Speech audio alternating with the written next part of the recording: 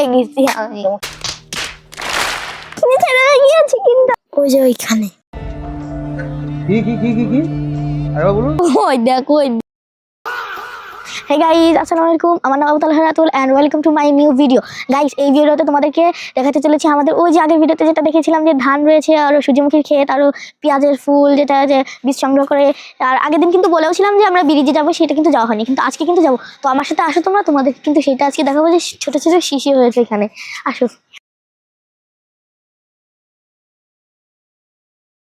তো গাইস, আমরা কিন্তু দেখতে দেখতেই দেখো চলে এসেছি রেলে। আর এই ফুলটা কিন্তু তোমরা অনেকে ভাবতে পারো যে কোথা থেকে পেলাম, এইটুকু সময় ওই আসার সময় একটা বাড়ি দেখেছি, ওইখান থেকে তুলে নিয়ে চলে এসেছি।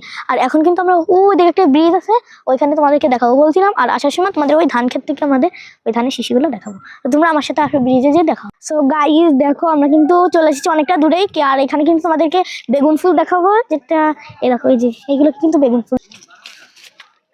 আর সো গাইস, তোমরা কিন্তু মনে করো না কিন্তু যে এটা খাওয়ার বেগুন, এটা বন বেগুন। খুব সুন্দর লাগছে দেখতে এগুলো, এই যে বেগুনগুলো ধরে রয়েছে এদিক দিয়ে। তারপরে এই যে দেখো, এই যে এখানে ফুল ধরেছে, বেগুনের পাতার মতোই কিন্তু পাতা না। তো দেখতে দেখতে হেঁটে হেঁটে চলে এসেছি কিন্তু এই যে ব্রিজ যেটাকে বলে, এটা কিন্তু উপরে দিয়া, নয়তো এটা কিন্তু দেখো কি ফাঁকা। ওমা ভয় করে আমার অনেক।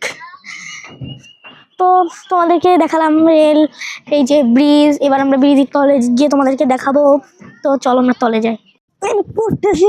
আর এই দেখো, আমি আমার ক্যামেরাম্যান কিন্তু উপরে নামবে না, আমি কিন্তু নেমে পড়েছি। গাইস দেখো, আমি কিন্তু চলে এসেছি নিচে। আর এবং এই দেখো, এটা কিন্তু দোয়া বাংলা ভাষায় বলে, আমাদের এখানেই বলে। তোমাদের এখানে কি বলো তোমরা এটা বলে দাও। আর এই দেখো, এটা কিন্তু ফুল ভিজিয়ে ফেলেছি আমি। আর এই যে পানি, এখানে আমি গোসল করবো, সেটার ভিডিও কিন্তু দিয়ে দেবো, আপলোড করে দেবো ইউটিউবে। আমি এখন উপরে আসছি গাইস, আমরা আসতেছি। দেখো, আমি কিন্তু উপরে উঠে এসেছি এবং এটা কিন্তু আমাদের ব্রিজের এখানে কিন্তু শেষ করে দেবো ব্রিজের ভিডিওটা। আর তোমরা যে বলেছিলাম যে ধানের যেটা শীষে বেরোয় ওটা দেখাবো না, ওইটা আমাদের ভুটা জমিতে আছে, ওই জমিতে গিয়ে দেখাবো।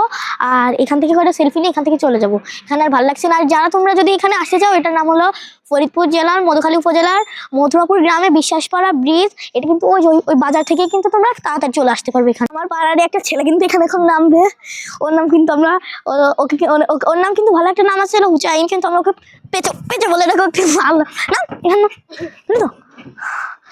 দেখো ঢুকে যেতে পারবে কিন্তু। তোমরা কিন্তু দেখতেই পাচ্ছ, আমরা কিন্তু ব্রিজ থেকে একটু কাছে চলে এসেছি। আর যারা এখানে অবসর সময় আছে বিকাল টাইমে, তারা কিন্তু ওই দেখো যে ওইদিকে কিন্তু একটু তাস খেলছে। ওদের তোমরা চাইলে কিন্তু আমরা পুলিশে ধরা দিতে পারি। এদের কাছে কিন্তু যাবে না, এরা কিন্তু লাথি মেরে দেবে তাহলে। এই দেখো যে একটা ঘোড়া। আর তোমরা আসো, তোমাদেরকে সোনালি ধানে ও বাবা ভয় করতেছে আমার ঘোড়া দেখে। উঠে দাঁড়াও, ওর কাছ থেকে আমরা কিছু শুনি এখান থেকে। আর তোমার নাম কি?